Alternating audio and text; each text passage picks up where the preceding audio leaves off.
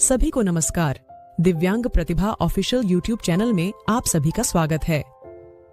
Hello friends, welcome to दिव्यांग प्रतिभा official. मैं अरुण बहिरे एक और बिल्कुल नए वीडियो के साथ आप लोगों के लिए प्रस्तुत हूं। आशा है आपको हमारा यह वीडियो अवश्य पसंद आएगा।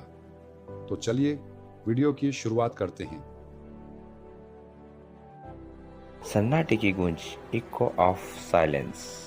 अभय जन्म से मूक बधिर था, लेकिन उसकी दुनिया शब्दों से नहीं सपनों से भरी हुई थी।